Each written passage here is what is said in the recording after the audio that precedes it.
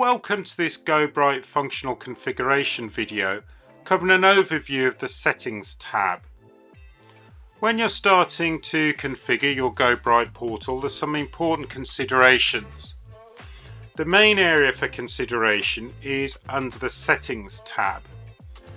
In there you will find access to General Settings, the Meet settings which relate to your meeting rooms, your Work which relates to your desks, your Park which relates to any parking spaces, Visit for visitor management, the Users where you're creating user roles and how the users will see the portal from their perspective.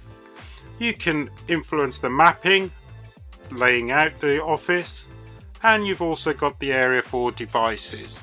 So this could be room panels and it could be sensors as well.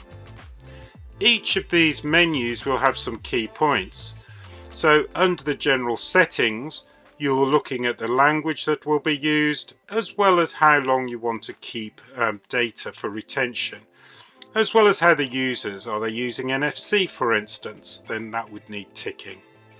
And the end user application, whether the QR code scanning is going to be an option, ideal if you're using an Interact for instance.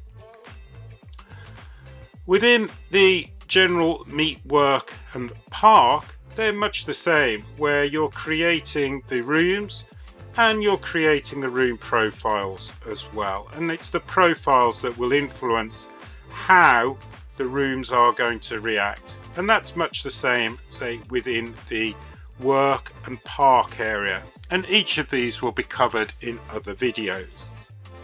You also have the Visit for visitor management, and that will take us off to configurations and again profiles.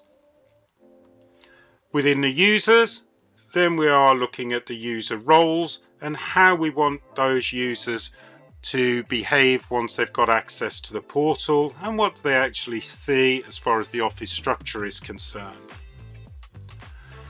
Within the maps, then that allows us to select our different floor plans and move items around the office and set and link our desks that we'd have created in the other settings. You've also got devices, and so that's going to allow us to set up the hardware functionality as far as the GoBright portal is concerned as well. So whether that's displays, any gateways, sensors, interacts, etc. So this settings tab is the most important tab when we're going to be starting our functional configuration. All of the other elements will follow in separate videos, but please spend time looking at the settings menu and deciding how you want the platform to work best for you and your users. Thank you for watching this GoBright functional support video. If further support is required, please go to our website gobright.com and visit our help centre.